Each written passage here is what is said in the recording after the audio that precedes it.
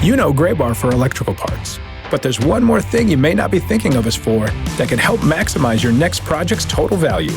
Our pre-project planning services are designed to help you win the bid, save on labor costs, and keep your installers productive across your entire build. The sooner you call us, the better. Because when we're there from the beginning, we can anticipate your needs and help you solve problems before they become problems. Yep, Gray Bar does that.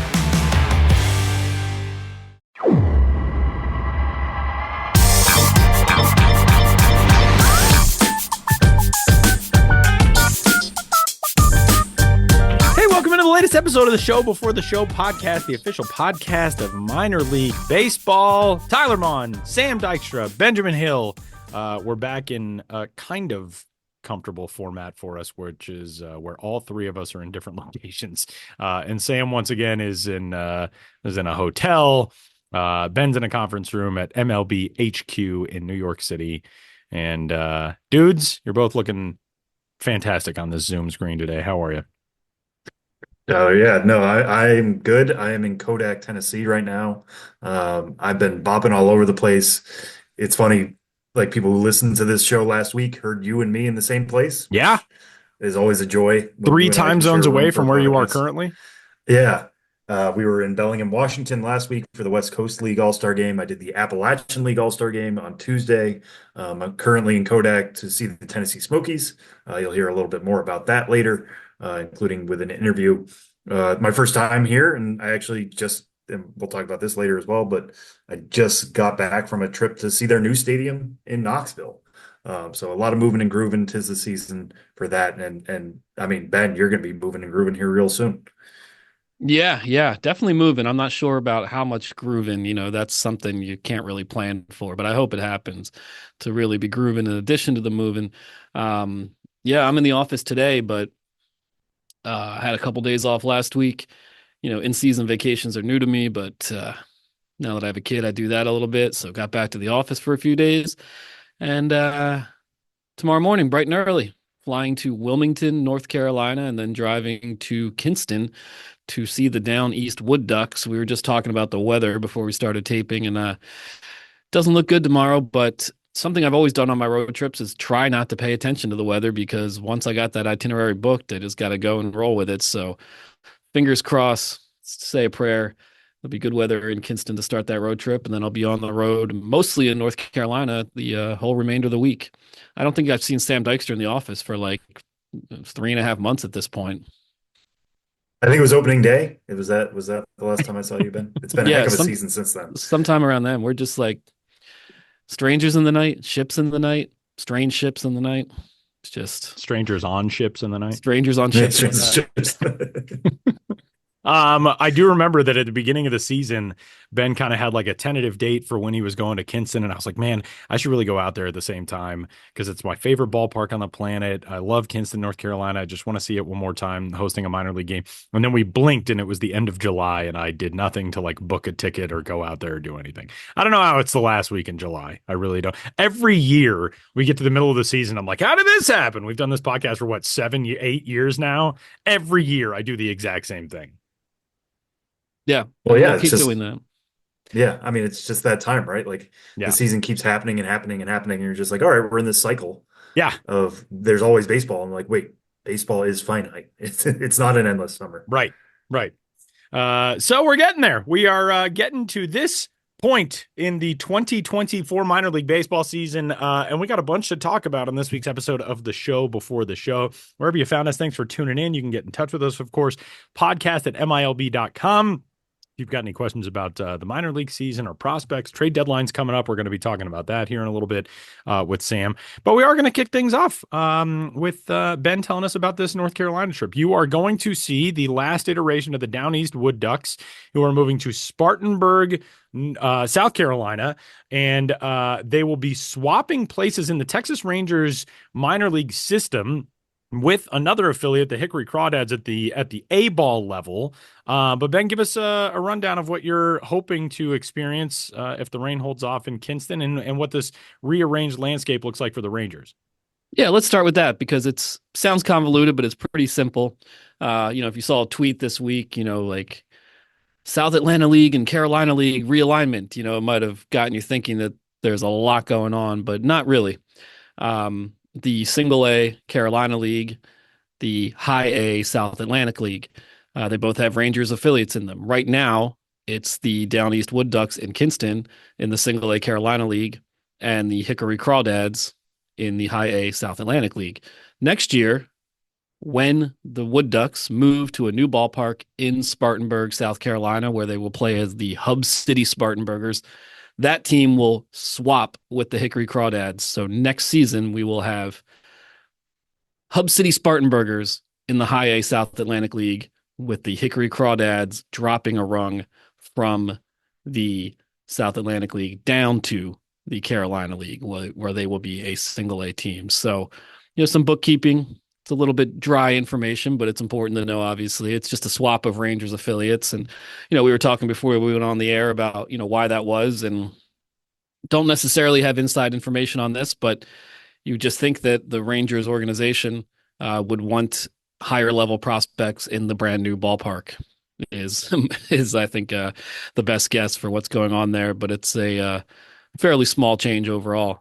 Just an affiliate swap. One goes down a level, one goes up, but it'll basically be the same. But yes, for now, the Kinston-based Down East Wood Ducks at Granger Stadium in the Carolina League are playing their final season. And so that was one of the teams I definitely wanted to visit this year. Tyler mentioned it's one of its favorite ballparks. It's one of the oldest ballparks in the country, going back to just after World War II, I believe it opened sometime around 1946. Great history there, the kind of ballpark that once it's gone from the minor league landscape, you're not going to see the likes of it again. So it's sad, very simple facility. They've added some group areas out in the outfield and whatnot, but at its core, it's just one of those old school ballparks, covered grandstand, real intimate environment, concourse outside, on the back end of the ballpark, not with a view of the field, but just a lot of charm and a lot of history. And, I've been in touch with some Down East front office staff members, and they've let me know that this season is the Foul Well Tour. It's a great play on words. It doesn't necessarily roll off the tongue, but they're the Wood Ducks. So this is their Foul Well Tour. Foul Well. It is one of those places too. We don't have any, inside info on this, but it is one of those places that you hope will find life, maybe in a collegiate summer league or something beyond this season. But it is when the Kinston Indians, the previous iteration of a minor league team, left before the Wood Ducks came back in with affiliated ball. That was the status for Kinston, and I know they host some collegiate national championship stuff. There's a lot that will hopefully keep Granger Stadium vibrant in the years to come. But, Kinston is a type of place that is somewhat vanishing off of the affiliated minor league map. But as Sam and I saw last week in Bellingham, Washington, there's so much baseball across the country that is still serving these communities, which is really cool. And a place that is going to be served now by affiliated ball is Spartanburg with this brand new ballpark and that change in the levels in the Rangers system. And that's exciting. It's an exciting next step for Rangers prospects, obviously. And, you could be somebody that this year is playing for Down East, and then next year you could be playing for technically the same franchise, but you'll be up a level having made the jump to high A. Yeah, that's a good point.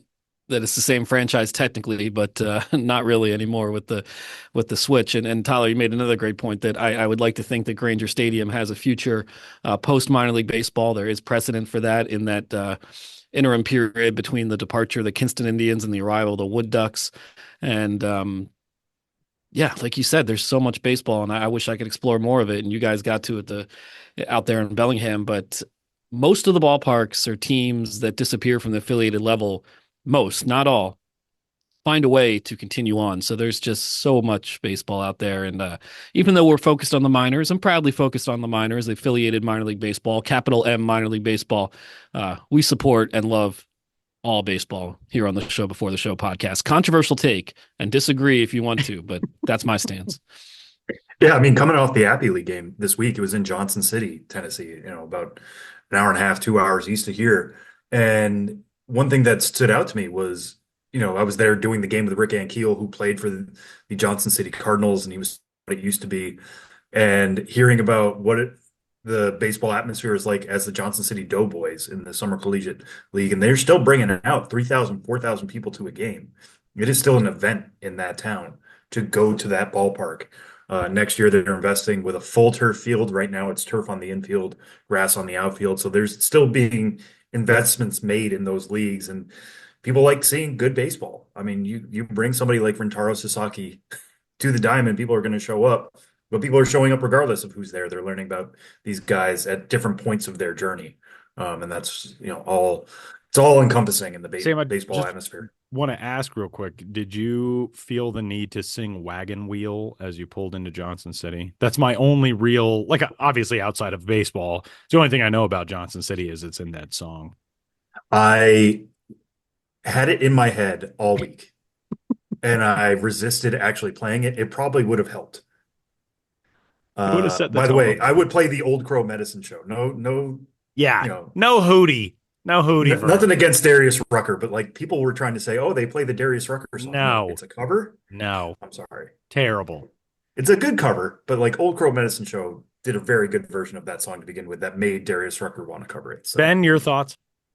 I don't think I have anything else to add there. Yeah, I mean, I know the song. It's funny how doing this job so long that you try to write headlines, make references that people get, and sometimes you just like, oh boy, Johnson City. I'm gonna have to reference a wagon wheel in this headline or in the intro. Oh, I'm going to San Jose. Do you know the way to San Jose? Whatever.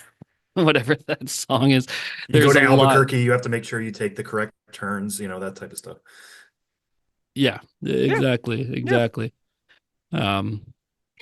So yeah, I like references. I like pop culture. I like songs. I'm on board with all of it. Ben, it's always a little bit weird, I would imagine, for you when you're going into a place that is aware of the fact that it is its final minor league season, which you've done before. How do you tackle that, especially in a place like Kinston, where, as we noted a moment ago, we're probably not going to see affiliated minor league ball again? There's, in one sense, there is a sensitivity I would think that you kind of have to, these are people who are, on the one hand, losing their affiliated team. On the other hand, that community has been through it before. And as we noted, they found their last baseball chapter, which might be their next baseball chapter in collegiate summer league ball. How do you tackle that? Yeah, it can be dicey sometimes, especially, what we do, writing for the official websites. We're not going to go out there and just lead a whole story with a bunch of people angrily ranting about the loss of the team or anything. Some situations are easier than others. Some places, I think the community understands pretty well why the change is being made. Other times they're pretty angry. In my career, I think visiting Pawtucket and when they were getting the word that they were going to relocate, that was one that had a lot of anger and a lot of contention about leaving McCoy Stadium for what was originally Providence, but ended up years later after a long saga being Worcester. But my angle though, and I don't try to be disingenuous with it, but is just a celebration of this place, what it was and what it meant to people. And I think that's really what I try to do. Totally understand if people are upset. I mean, hey, if we lived in Kinston, we'd be definitely sad about this. Being sad is okay in this situation, of course. So, try to capture, the sense of the bittersweet feeling, the sense of loss, but make it more a celebration of this is what this place is. This is what this place was. And I do take, seriously the responsibility to, capture that and have it be a record of this place, in its waning days, to say this is what it looked like and to be able to look back on that years later. I think is a pretty important thing. That's something I've realized about my work as the years have gone on, when I was just cranking stuff out and hating to read my own stuff and just like, get this away from me. Now I'm like, man, this is actually important. Looking back, like some ballpark that's been defunct for 15 years that I visited way at the beginning of my career, that's an important record. So I try to keep that in mind now and not realize it later. That's very valuable. It really is. It's kind of an archive of these things. And for communities that are transitioning baseball wise, it is important to have that stuff. And all right, well, we're going to continue the travel theme in the southeast portion of the United States with Sam Dykstra, who, as he noted, is in Kodak, Tennessee. And Sam, the Tennessee Smokies in a period of transition, and probably a pretty cool time to be around this franchise, get a chance to see the new ballpark, all of that. Yeah, no, definitely. like Ben was saying, it's an interesting time to be here because on one hand you have Kodak and this surrounding area that is essentially losing a team. It honestly reminds me of New Britain and Hartford from a few years ago. New Britain had the Rockcats. They were moving to Hartford, becoming the Yard Goats. From far away, you think like, well, it's just a trip up 91. Rockcats fans can still be Yard Goats fans. They can still go to the game. But Ben, you were at the final New Britain game ever, and there were fans there being like, I don't want to travel as much to go see that team. For here, it's the same story. They are moving to a bigger city, the city that is kind of the hub of this area, Knoxville, Tennessee, specifically East Knoxville. And talking to some folks about what that transition is going to be like. You go out here, it's right off the highway. It's right near a Buc-ee's, which if you accidentally hear me chomping on anything, I have a big bag of beaver nuggets to my right here. But it's right down the road. It's about a 20-minute drive, I think, to Dollywood. People go into Pigeon Forge, a big tourist location. So there is some pride in having the team here. Moving it to Knoxville, it's going to change to more clientele of maybe college kids, people who go to UT. You're looking for something to do as school's winding down in the spring or picking up in the fall, or people who are just hanging out around campus during the summer. It's going to be slightly different clientele. But I think that could be beneficial in a way. You want these ballparks. You think of places like Charlotte, you think of places like Columbus that are in the centers where the people are. And I got this morning, I went down to see where the new stadium will be in Knoxville. It's about 65% complete so far. Everybody with the team is confident that it will be ready for opening day in mid-April. I don't think the schedule's out yet, but the Smokies will open up a little bit on the road. I think the first 9 games will be on the road just to give them a little bit of a buffer. But all the concrete seems poured. I got to walk through the home clubhouse, the visiting clubhouse, the dugouts, the press box, all of that stuff. And it's like really kind of right in the thick of it there in Knoxville. So I'm really excited to see how that's going to come together. One thing that I immediately had my interest peaked was they're going to get a new scoreboard in right field there in Knoxville, and it's going to be in the shape of Tennessee, which I am a giant sucker for that. Obviously, this state, this state has a history of big, cool shaped scoreboards. Yeah, Nashville with the guitar. Ben, I think back to when you visited Texas, and there's a Texas-sized scoreboard down there, Texas-sized and Texas-shaped. Yeah, in Sugarland. In Sugarland, right. So now Tennessee getting its own version of that, and the Tennessee shape fits that so well, being long and horizontal. I'm really excited to see that come together. But yeah, it's going to be a new era of Tennessee Smokies baseball. I'm going back to Smoky Stadium tonight. Just maybe might check in with some folks about like what it feels like to leave that place, because you walk in, and Ben, you probably remember this. It says the world's friendliest ballpark. Yeah. And everybody there was incredibly nice to me and to each other. I was at Wednesday's game and it got banged. So like nobody actually got to see a game, but it was all you can eat Wednesday. So there were tons of people still there, and everybody was being helpful on the way out of like, how can I answer your question? You look confused. I can tell you when the game's rescheduled. Here's your voucher. Here's everything. Making sure everybody got home okay. Leaving the parking lot was super easy because there were dozens of attendants pointing the way out, lighting the journey out of the parking lot. So they run a really good ship here. It's going to be a new era, but I can definitely understand people who might be a little sad that Smoky Stadium will end in 2024. All right, Sam, we've got a conversation from Tennessee on the docket for this week's episode of the Show Before the Show podcast. Tee it up for us. Yeah, so I spoke to Matt Shaw, who was the Cubs' first-round pick last year, a top 100 prospect, really rocketed his way through the system for the Cubs, was in Double-A at the end of last year, has been at Double-A all season this time. He can hit for power, he can hit for average, he's playing third base, but they're mixing in some shortstop, some second base with him as well. It's just a super exciting prospect for the Cubs. The Cubs are an interesting time, I think, right now. I think a lot of people thought they were going to be more competitive in the NL Central this year. That hasn't been the case. They might be slight sellers at the deadline and build out what's already a strong farm system. But Matt Shaw is a key component of that farm system. So we talk about what it was like going through the draft last year, what he's learned about himself at Double A so far, and what he's looking forward to the rest of the way in 2024.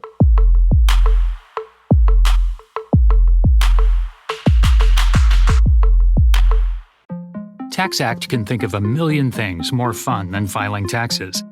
TaxAct is going to name some now. Sitting in traffic, folding a fitted bedsheet, listening to your coworker talk about his fantasy team, digging a hole, digging an even larger hole next to that original hole. Unfortunately, TaxAct's filing software can't make taxes fun, but TaxAct can help you get them done. TaxAct. Let's get them over with. Well, Matt, I just wanted to start. It's draft season. Guys are starting to sign. The process just happened, a week ago. What do you remember about your experience going through that last year? Yeah, I remember being really excited. I remember being excited to kind of finally get ready to start playing, and I think that's kind of, I'm sure, where most of those guys are at. They had some time off, they get drafted, and then it's like, all right, let's start playing ball again. Let's start running a little bit. Mm-hmm. Yeah, what were your nerves like going into the night, and how much did you think you were on the Cubs' radar? Yeah, nerves-wise, I was just really excited. It's such a cool opportunity. I really wasn't nervous at all. I think I was just excited, and God willing, wherever I ended up was going to be the right place, and I think it was. Obviously now that I've been with the Cubs for a year, so I think everything worked out perfect. Mm-hmm. Yeah, and what advice do you have, for guys going through this now, where it's kind of you've been drafted, you have to wait to sign, and then you start your career? It's you get to play a lot, you get to play every day, and I think just really enjoy it. I think there's a lot of external pressures that can be on guys, but if you just enjoy it. Same game, you just go out there and play, which most of these guys, that's the reason they got drafted. It's because they were able to kind of push out the pressures and just play. And I think just taking that mindset into every day is important. Mm-hmm. Yeah, and what was the transition like for you? What do you remember as your welcome to pro ball moment? Welcome to pro ball moment is probably facing 3 side armor bullpen relievers in a row and just being like, oh man, you just kind of don't get a break. But that was kind of my welcome to Double A moment too, where it's just 3 side armors and those not always very easy to hit off of. So having a couple in a row is it's a lot. Yeah. And the Cubs got aggressive with you because obviously they liked what they saw enough early on.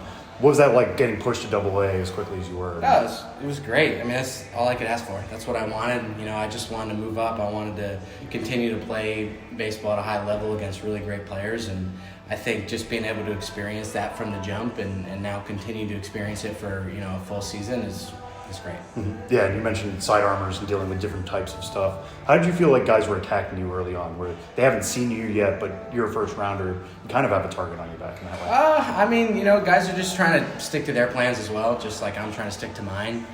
So if the guy's good at throwing sinkers in, he's going to throw sinkers in. I think that's one thing that's important to know is, yes, they have a lot of information and they're going to kind of attack to your weaknesses. But at the same time, they also have to stick to their plan. So there's a fine line between kind of selling out everything for, okay, this is what this guy's going to do, and also understanding yourself and being like, okay, this is what he's going to try to do to me in particular.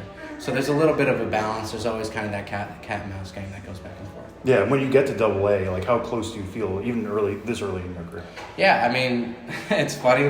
Someone asked me this the other day, and when you're going through it and you're in the minor league baseball and you're traveling to Mississippi and Birmingham, a bunch of random places, you really don't feel all that close. Right. But at the same time, it's good when you can step back and kind of look at it from an external perspective. You kind of realize, wow, you are really close, and you see other guys. Birmingham just had a guy move up to the big leagues who we played against 3 weeks ago. Mm-hmm. So that little things like that make you realize things can change very quickly. Yeah, somebody like Skeen's making it already and making it to the All-Star game. I know he's one of one in some degree, but what is it like seeing a guy from your class get up that quick? Yeah, it's awesome. We've had a few guys. We've had Shanuel, we've had Skeens, We've had Langford. A lot of really talented players that are successful big leaguers right now. And that's great for young guys being like, hey, yeah, it's possible. If you're willing to believe in us, obviously it shows. Those guys are great players as well. So it's kind of like a little bit from both ends. You give us a little bit of that kind of leeway to go play, and, we'll do our best to perform. Mm-hmm. Yeah, and what have the Cubs done with you specifically to develop you? What are you doing differently than you were doing in Maryland? I think one of the biggest development pieces is just playing a lot of games. I think that's, most players who really develop are the ones that really care about it, that kind of take it upon themselves to put in work and go in the cages, go on the field, etc. So I think just having the opportunity to play every day, having the opportunity to have coaches around that are willing to help you, I think that's kind of what players at this level need the most. Not as much as they need guys, people to push them, but they just need people to be around that are willing to help. People that have information and you can kind of bounce back and forth ideas and just continue to go forward. Yeah, and speaking of that information, what do you feel like has been the most helpful piece of information? I think one of the most helpful pieces of information has been, I don't know, we have so much information, so it's hard to kind of pinpoint one. We're always making adjustments. Yeah, I wouldn't say one in particular has been, the biggest game changer, but, maybe, I don't know. No, totally fair. Well, you talk about making adjustments, looking at your numbers. It seems like you've kind of taken off a bit after June. There's a little bit of a dead period there in May. What's changed since then? I got a little bit more connected. I think sometimes when you're playing a ton of games, you can kind of get, not necessarily lazy, but you can kind of get very comfortable. And I think that was just an adjustment for me, where college you only play 60 games and it's kind of a sprint.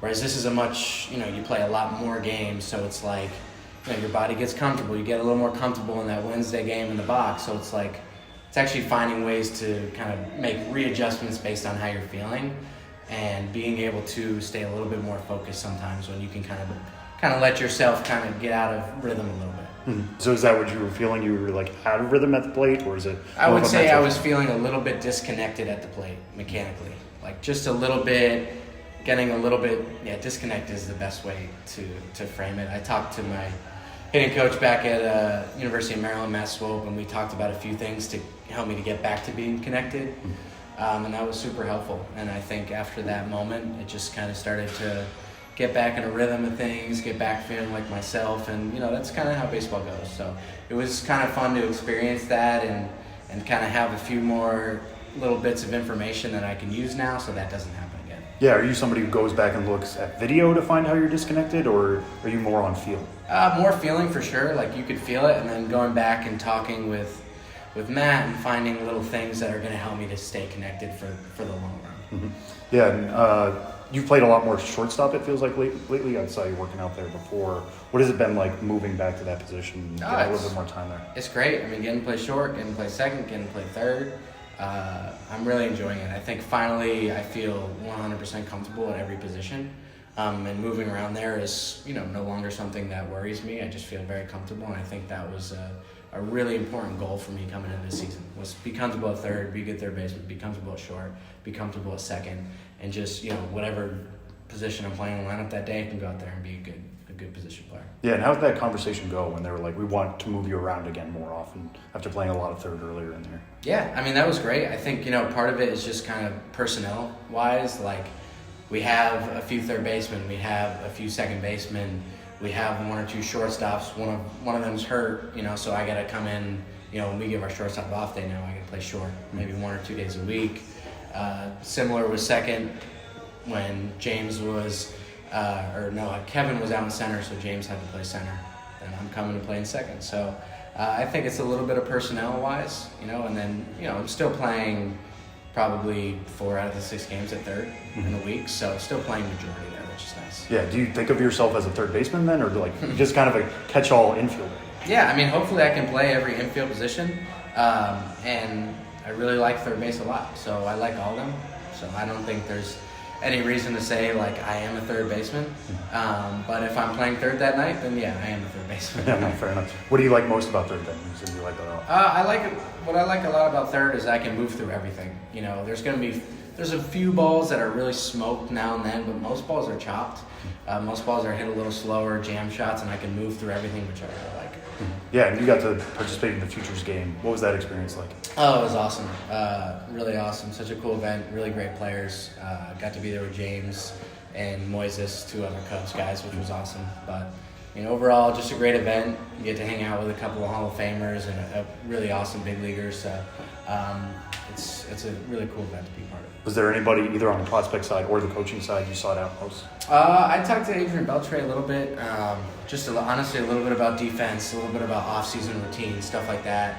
and about a little bit about offense too. And it was really nice to talk to guys like that.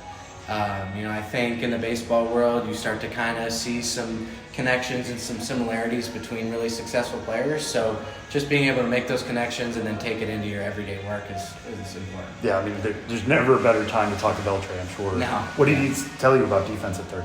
Defense, I mean, he told me like his unique style of play, what he did, how he learned how to be himself at third base, and I think that was kind of one of the important things is like learning what works for you and then using that to your advantage. He was someone who like he liked to kind of be in the ground a little more, not moving around as much. I'm a guy that really likes to be on the run, but it was nice to know like he was like, yes, this is how I learned how to be myself, and then I used that to my advantage when I was playing third. And if you have something that you can use to be yourself and use that to your advantage, then that's what I'm going to do. So it was kind of like, figuring out just kind of who you are in the game and what makes it work. Mm-hmm. So he wasn't saying like, this is how I do it, this is how you do it to get to Cooperstown. Exactly. It was more about being flexible. Yeah, absolutely. And what is your approach in a game like that? Because it's a showcase event, there's a lot of attention paid, you're trying to show off how good you've been through the first half. How do you kind of approach a game like that? Yeah, I mean, you just kind of have fun. You realize that at the end of the day, it's not really going to matter that much when it comes to, your season statistics or all that stuff. So it's a game you can go have fun, you can take some good swings, you meet a lot of great players, meet great coaches, and I think that's kind of the biggest part is being around like just great major league players and being able to put all these great players in the same area there is cool. Yeah, because I kind of wanted to ask about your first at bat. You went up 3-0 and then you swung 3-0. Was that just I want to show him what my swing can do? Or yeah, I mean you're up 3-0 in a futures game, and it's like you might as well take a swing. You know what I'm saying? So that was kind of the moment there where it's like if it's anywhere close, I'm probably gonna swing. I'm not win, lose, draw, whatever. Let's take a swing. Yeah, no, I appreciate it. And you grew up a Red Sox fan. I've heard you try to emulate Dustin Pedroia a little bit. In what ways do you try to do that? Yeah, I mean, just being an all-around player, I think is like the biggest thing. Realizing there's value in every aspect of the game. Not trying to be just a hitter, not trying to be just a fielder or a base runner, but valuing all those things equally and being like, I want to focus on every part of my game. And I think, this year defensively has been something that has benefited a lot from that mindset of like, hey, I'm going to care a lot about defense and I'm going to try to do everything I can to be a great defender. You don't want to have any, major holes in your game. You just want to be an all-around defender, an all-around player. And I think that's something that Pedroia did really well. Mm-hmm. Yeah, and as you learn more about the Cubs organization, what have you learned about not only the organization, but the fans as well? Yeah, I mean, we have great fans. We have fans that care a lot, that know a lot about all the players. And I think that's really cool in the Cubs organization.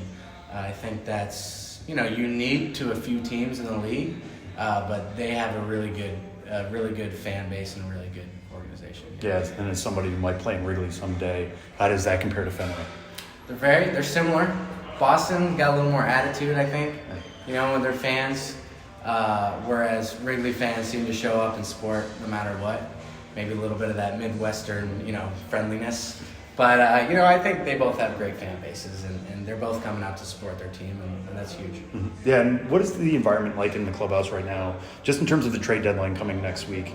A lot of people expect the Cubs to maybe be sellers, so maybe they'll bring in some AA guys. But what is it like going through this kind of for the first time? Yeah, I mean, it's exciting. Moves are happening, people are moving. I think the worst thing for a minor leaguer is to be in a stagnant organization that's not doing anything. I think that can be really frustrating because you're looking around like nobody's moving, we're all playing well. That's your goal, is to continue to move and continue to grow. And sometimes in other orgs, it's very stagnant. You might not feel that, but I think, right now, we've made a lot of moves, a lot of, at least internally, like AA on. We've moved a lot of guys up to AAA, etc. So it's just an exciting time for a lot of us, and we look forward to the next week. I don't think anyone is nervous. I don't think anyone is worried. I think we're all just excited. And you mentioned AAA there. Is it a goal of yours to get to Iowa before the year's up? Yeah, I mean, of course, it's always a goal to continue to move up and grow and get to a higher position and play in the major leagues. I don't think any single one of these guys would be upset if they got moved up.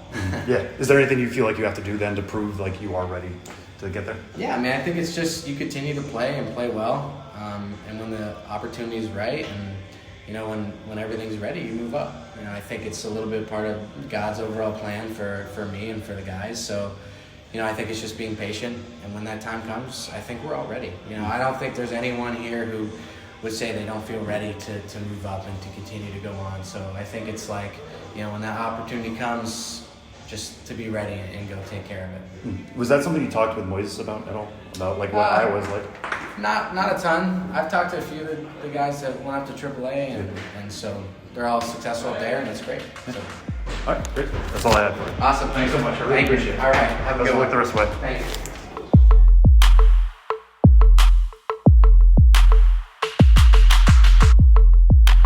All right, it's time to talk some on-field stuff, and a big thanks to the Tennessee Smokies for taking such good care of Sam this week. And this is like the wildest time of it's the wildest time of the wildest time of the year for Sam. This is like the craziest like draft week, all-star games, plural, because Sam was on 2 broadcasts for all-star games. Now the trade deadline is approaching.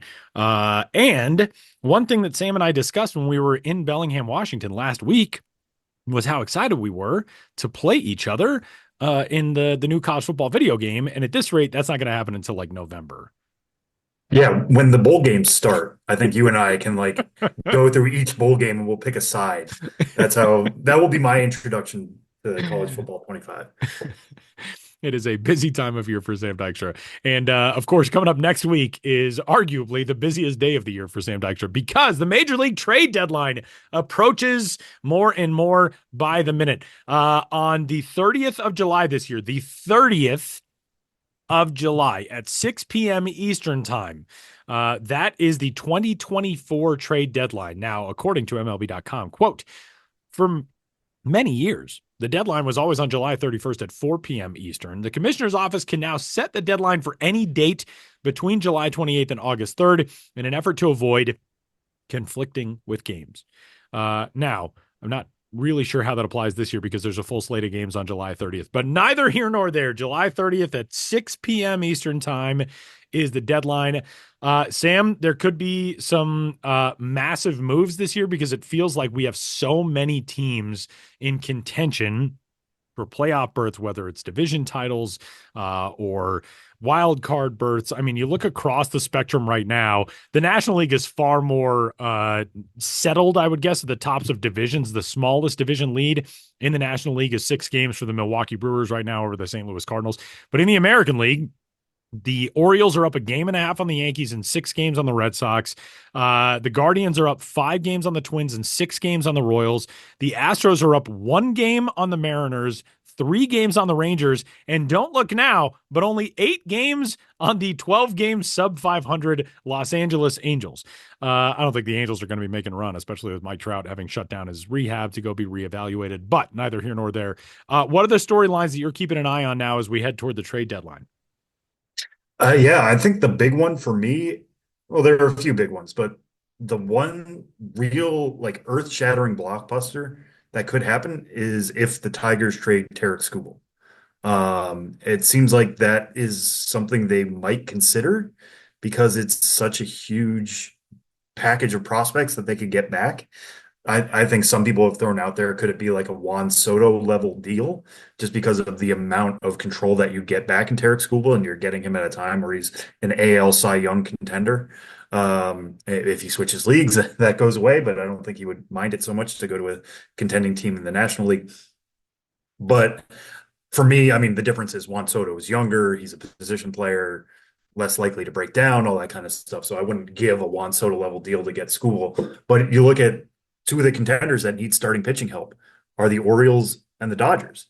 The Orioles went out and got Corbin Burns. They already have an ace, but imagine going Burns 1, Skubal 2 in the playoffs. I mean, that's huge. That's such a huge advantage for a team that should be going all in right now. And what are they resplendent in? They have hitting prospects, the Orioles do. Jackson Holiday, I know some people are very down on him after his major league time. He's still at least one of the 2 best prospects in baseball for me because he is so young. He has AAA success. He's starting to come around now. He's starting to play the field again after having some elbow issues this spring. I think the healthier he gets, the more we're going to see the regular Jackson Holiday. But like, do you cash that chip if the Tigers say, "Hey, listen, we'll do this deal for Holiday, but you get multiple years of Tarek Skubal. You're not just getting a rental. Maybe if you're the Orioles, you consider it. I don't know if I would. I would try to move like a Heston Kjerstad or a Samuel Basayo, somebody a tier down from Jackson Holiday. But like, how aggressive are the Orioles going to be getting? Because this is the time for them to get aggressive. Corbin Burns deal was a good one. It was a timely one, and they've gotten him for a full. But anybody they trade for Tarek Skubal is going to be better than what I think they gave away. And I know how good Joey Ortiz has been, but like, it would be a higher caliber of a deal. And certainly a sign from Mike Elias that he's ready to go for a World Series, not just this year, but next year as well. So that's one I'm watching. Maybe the Dodgers would do something similar. They have a lot of notable prospects for sure, like Dalton Rushing. It's difficult playing in the same organization as Will Smith, right? Like that maybe makes it a little bit easier to trade away Dalton Rushing if you're the Dodgers. Josue DePaula has a lot of trade value as well. He's a young outfielder, 19 years old, who just reached high A this season. Really strong hitter from the left side. So do the Dodgers try to cash some of their chips and get a World Series title? I know they had one in 2020, but like getting one in 2024, this would really solidify their standing as like maybe one of the modern dynasties as far as we can have one in baseball now with so much parity. So this is all to say, like, the Tigers don't have to deal Skubal. Like they might be listening on offers, and it sounds like he's available to pitch this weekend and will pitch this weekend. But if their asking price isn't met, they get to keep Tarek Skubal for next year.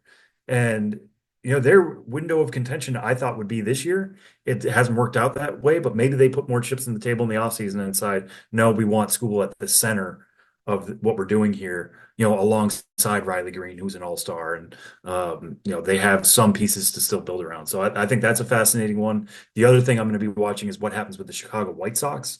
They are clear sellers right now. Garrett Crochet definitely seems like he will be on a different team come Tuesday.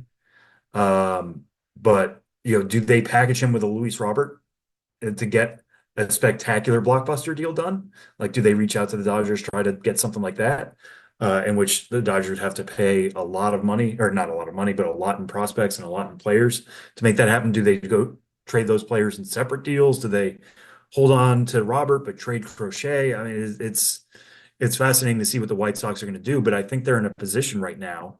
They've made some deals, in the last year, picking up guys like Drew Thorpe, Edgar Caro, Samuel Zavala, Jairo Iriarte. It's a pretty decent system right now, topped by Colson Montgomery and Noah Schultz, and then they went out and got Hagen Smith in the draft.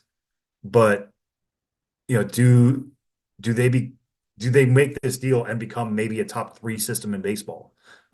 Speaking completely selfishly, because this is my job, I think that would be fascinating. It would bring a lot of hope to the South Side, because there hasn't been a lot of hope this summer.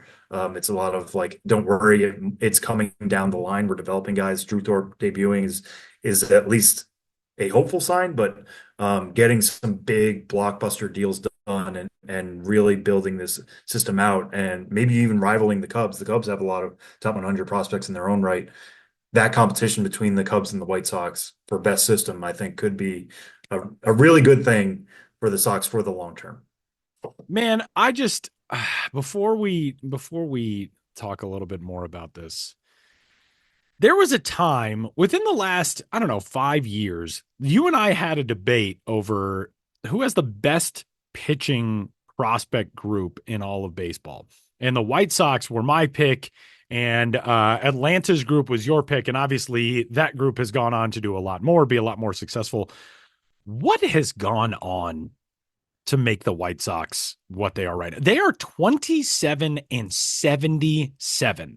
And I mean, I live in a city and have long been a fan of a franchise that has been marked by a lot of ineptitude in its existence in the Colorado Rockies. The Rockies are like 11 and a half games better than the White Sox right now. Like, how did it come to the White Sox are on pace to match the 1962 Mets for the most losses in the modern era of baseball history. The Cleveland Spiders lost 134 games in 1899. That doesn't count in the modern era. The modern era is since 1900.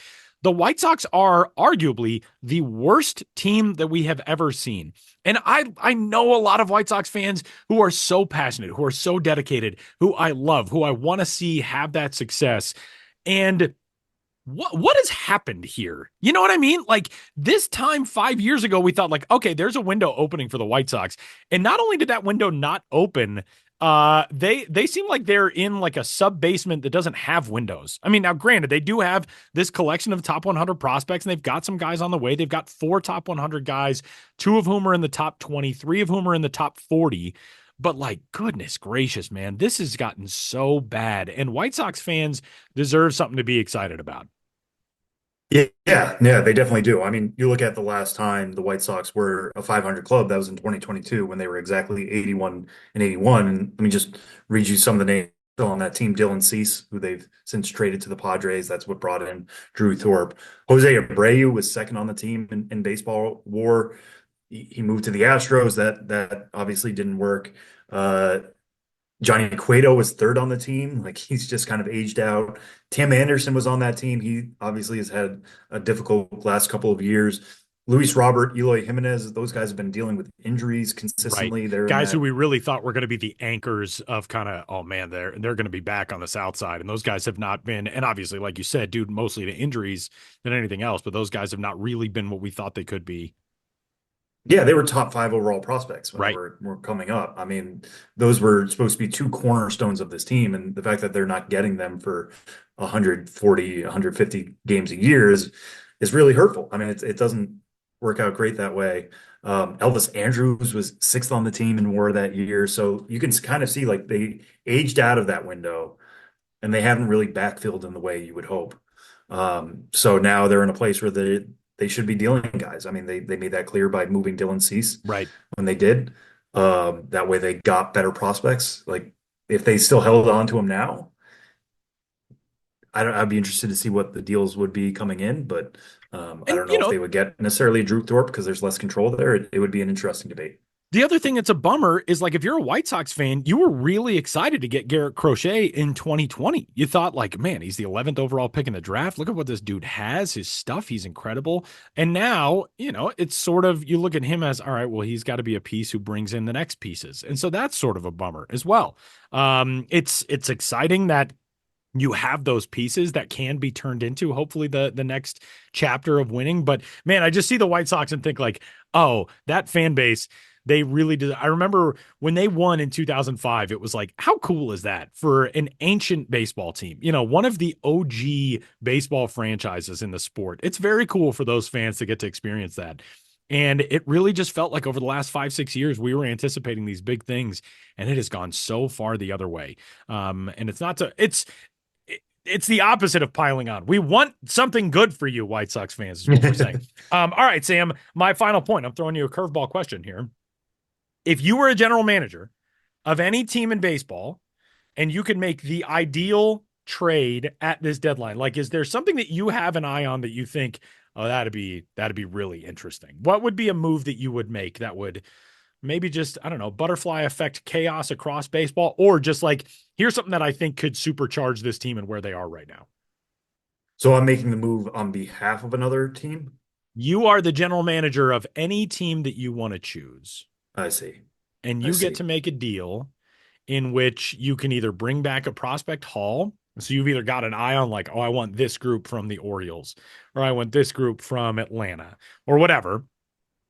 Or you could flip it on the other side and say, hey, I'm running the ship in Baltimore. This is what I need to do to get us over the hump. What are you going with? I think I go back to that Tarek Skubal trade. And I'm going to play it from both sides here. Okay. Because I want Tarek Skubal to go to Baltimore, so he can really be on a competitive team. Baltimore can really take advantage of this. Like the more teams we have pushing into chips into the middle and really going for it, the better the sport is, I think. So yes, the expanded postseason means you can get into the playoffs with 90 wins, 88 wins. You don't need to be a 102 win juggernaut to really get your chance to make it to the World Series. We saw that last year with the Rangers and Diamondbacks. But still, you want the best possible team going into the postseason. I don't care what anybody says. So, like I said earlier, if you can go Corbin Burns game 1 and Tarek Skubal game 2, that's really difficult for any team to deal with. So I want that for the Orioles. But on the flip side, I kind of want Heston Kjerstad to get a good shot at a job. I want Samuel Basayo to get a good shot at winning, a major league opportunity. I want somebody like Connor Norby, who has kind of been on the periphery of our top 100. There's some questions about the bat in general, but like the guy should not be in AAA anymore. The Orioles just called him up as cover for Jorge Mateo. But I want him getting a full-time opportunity. You look at like Jordan Westburg or Colton Cowser, what happened with them when they got full-time opportunities, they took it and ran with it. I want that for Norby. I want that for Kjerstad. I think they could get that in Detroit. So I want that deal to happen for both sides. I like it. That's why he is the legendary Sam Dykstra, who is now all over your TV. You can read his stuff at MLB.com. He's the greatest for a reason. I am going to whoop him in College Football 25, but he's the greatest for a reason. And Sam Dykstra, who you can find, of course, on social media at Sam Dykstra, MILB, on the website formerly known as Twitter. And we'll step aside. Josh Jackson makes his triumphant return with Ghosts of the Minors, and then we're back to wrap it up. Coming up next.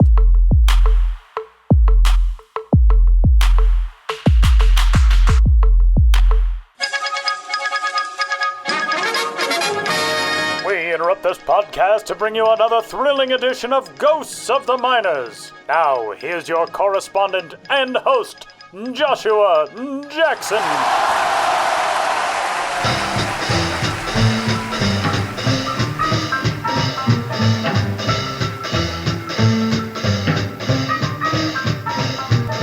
Welcome back to Ghosts of the Minors, in which all of you out there in radio land must identify the legitimate historical ball club or player hiding amidst the fraudulent pair. One once made a name for himself. The others are names I made for them. In the last segment, I asked you which of the following minor league baseball players did at one time exist. A. Joe Rabbit. B. Charlie Rue. C. Petey Toter. Let's hop to it. A. Joe Rabbit is the choice you should have landed on. All of you listeners who were avid fans of the 1922 Cleveland American League Club jumped right on top of this one. It was with that team that Rabbit got his 3 major league at-bats across 2 games. But Rabbit bounced around the minors for much longer, playing in nearly 1,500 professional games between 1918 and 1932. Rabbit was a real speedster, as befitting his name. In fact, he shared another characteristic with bunnies. Those 4-legged furballs are known for their insatiable appetites. So too was Rabbit. In 1916, the teenage Kansan made the local newspaper for showing up at a pie social and proceeding to shock all in attendance by eating 5 pieces of pie. The Pittsburgh, Kansas Sun reported, "The party was on intimate terms until Joe Rabbit induced the rest of the party that he was some pie devourer. After his 5th piece, he appeared at the pie counter again with intentions of purchasing some more of the delicious pastry. But alas, Joe was disappointed. The last piece had been sold." But Rabbit got his cake and ate it too when he broke through in the pros at age 18, initially signing with the Western League's Hutchinson Club. That's right, the Rabbit was headed to the Hutch in April, breaking hearts of the semi-pro club in Pittsburgh. That year, Hutchinson moved to Oklahoma City, and Rabbit ran off, then popped up in a few games with the Sioux City team in the same loop. It's tough to say for sure if our Joe Rabbit was the same, or perhaps even a relative of, the Joe Rabbit who did some amateur boxing in southeastern Kansas in those years, but it seems likely that the baseball-playing Rabbit had some punch. He was, by all accounts, an extraordinary athlete. In late August of 22, when Rabbit was playing for the Muskogee Mets and just a few weeks away from appearing with Tris Speaker's Big League Club, the team had some pregame fun in the form of a track and field event. Rabbit, so the team claimed, was timed running to first base in 3 2/5 seconds, as well as racing all the way around the bases in 14 1/5 seconds. Maybe those rabbit runs were accurately timed, and maybe they weren't, but there can be not hide nor hair of a doubt about this fact reported by the Muskogee Daily Phoenix and Times Democrat. The little Fleetfoot was also voted the most handsome ball player on the field. He put together a great-looking career, too, continuing to make his speed an asset straight through 1931. The same age as the century, Rabbit ran out the next year, getting cut by the International League's Buffalo Bisons, managed by Ray Schalk, that spring, and never finding his footing with a couple teams in the New York Penn League. And that's how Father Time trapped Rabbit. Now, on to the question for next time. Which of these teams had good fortune in the minors of yesteryear? A, the Tullamore Clovers. B, the Reedsville Luckies. C, the Mississippi Queen Aces. Want to know the answer? Take a chance. Or tune into the next Ghosts of the Minors. But for now, you'll have to excuse me. My producer Ben Hill is going ballooning, and I've got to give him some hot air.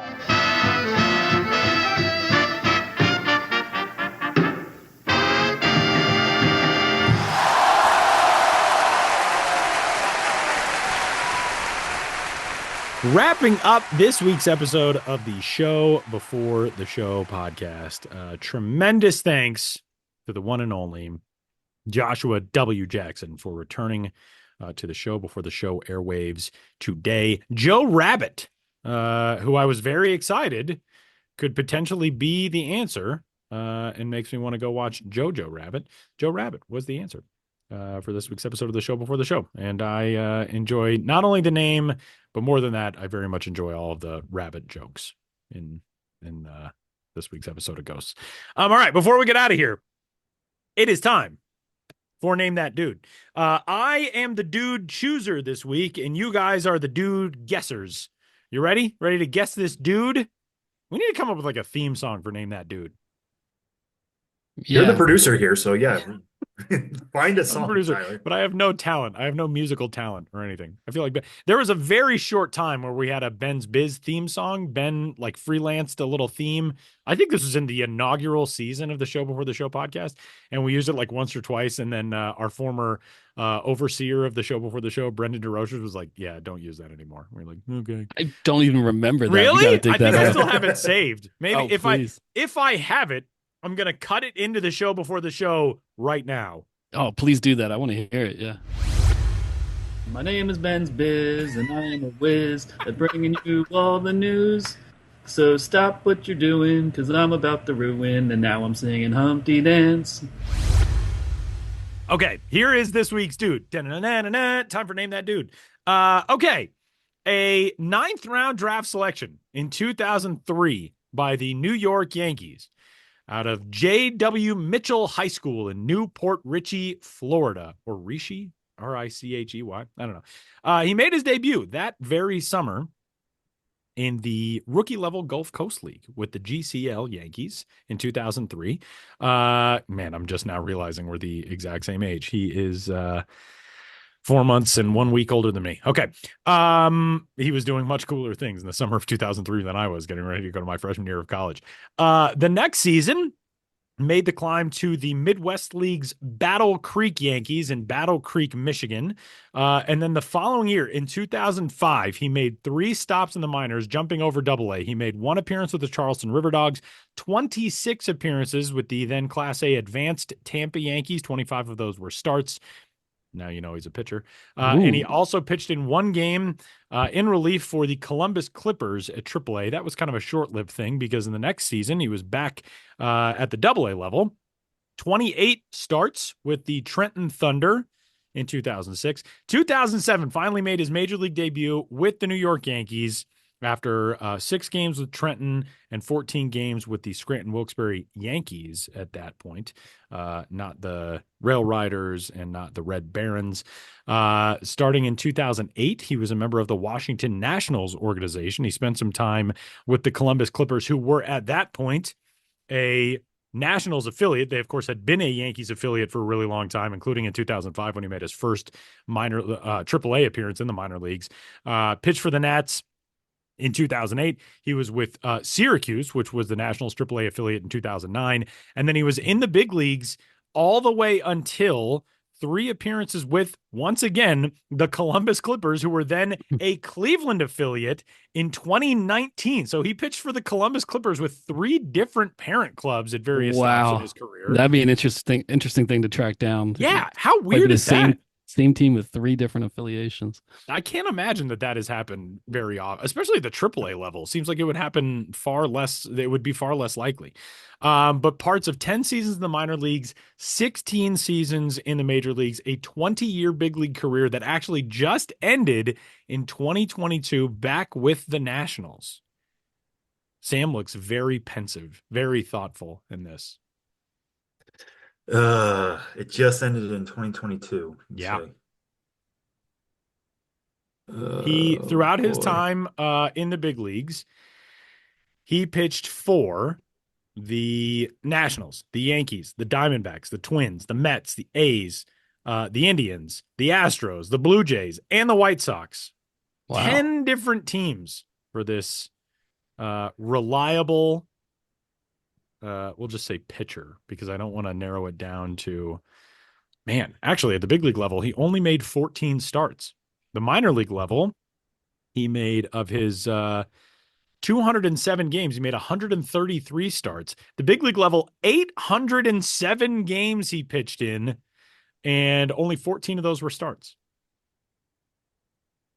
Oh, man. Guys who would have retired like 2 years ago. The tricky one. When you started talking, I was thinking of Jason Grilli for some reason. Ooh, but that's a good guess. But he didn't pitch for that many teams. Now here is a tie-in. Jason Grilli pitched in the World Baseball Classic. So did this guy. Now, not for the same team. Jason Grilli pitched for Italy in the World Baseball Classic. Tyler Clippard? It is Tyler Clippard. Holy smokes, he got it. Goodness gracious, Samuel. Nice work. The good thing about like holding my head with my hands throughout that is that you can see that I'm not looking anything up. Yeah, that's true. Nice work. You know what I mean? Like I'm exasperated it was the World Baseball Classic that tipped me off, because I was just like, who are randos who pitched in the World Baseball Classic? You remember him mouthing, "Oh my God," after Adam Jones made the catch at the wall to rob Manny Machado in San Diego. Precisely so. Yes, that's exactly what came. One of the coolest moments in baseball history to me. Yeah, but Sam, if we could zoom out, we'd see you with your toes up on the desk, typing one letter at a time. Also, I did not know this, and maybe you guys did. This is one of those things that I'm like, should I even admit that I didn't know this? Because I feel like I should have known this. Do you guys know that Gary Sheffield is an agent now? Because I just looked up Jason Grilli, and it says agent Gary Sheffield. And I was like, Gary Sheffield is an agent? Maybe it's a different Gary Sheffield. But according to his Wikipedia, in retirement, he is a sports agent. I did not know that at all. I did not know that either. I can't say I knew that. I know his son was draft eligible this year. Yeah. Noah Sheffield, who has the bat wag too. He's got the waggle he does. too. He does. It's very good. As a high school player, correct? Yeah, I saw him last year in the PDP league, and he caught everybody's attention because he immediately looks like his father. Right. But he is committed to play. Don't believe he got drafted. Yeah. Committed to play at Florida State. He is he's a 2024 grad. I had no idea that his dad was an agent. That's amazing. Or maybe he was, back. Jason Grilli retired a little while ago at this stage in his career. His last game was in 2017. I don't know. Maybe Gary Sheffield's still swinging it as an agent with the bat wag. Man, nice work. Nice work, you dudes. Jason Grilli, great guess. Tyler Clippard, the correct answer. Good work by both you guys, as always. So that's it. That'll do it for this week's episode of the Show Before the Show. Any final thoughts, you two? No, I mean, good luck on the road, Ben. We'll keep my fingers crossed for you. The no rain dance. Yeah, no rain. Blind Melon, no rain. Great song. Great music video. Yeah. So that itinerary in full, real quick. July 26th, Down Eastwood Ducks. Saturday, the 27th, Durham Bulls, iconic. 28th, Greensboro Grasshoppers, Sunday afternoon.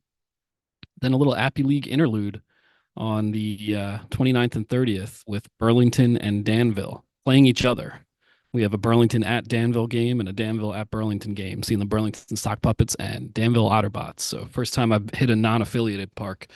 Well, I guess really ever, but it'll be the third time I've actually been to Burlington and Danville. And then finally, Winston-Salem Dash on Wednesday, July 31st. And I've been to every single current minor league ballpark. The ballpark that has the longest gap between visits is Winston-Salem. Wow. 2011. That would have been the same trip in which we met for the first time, I think. Yeah, it was in Myrtle Beach as well. In Myrtle Beach in that same trip. Yeah. So I remember you wrote a story about how we had 3 outfielders all named Jared. We had a starting outfield alignment of 3 dudes named Jared. Jared Prince, Jared Hoying, and Jared Bolden. That is awesome. I'd forgotten that too. I got to go back in these archives.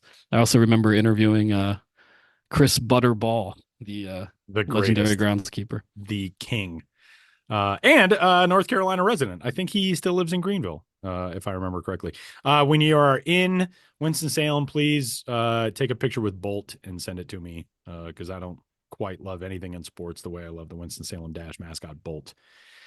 So if you could, I will. Please, I will do that for you, Tyler. as I try to get my Bolt hat off of the wall. All right, that's it. We got a bunch to cover with Ben's trip coming up. Travel safe, enjoy it. Sam, you do the same. And to all of you, thanks for tuning in on this week's episode of the Show Before the Show. We'll catch you next week.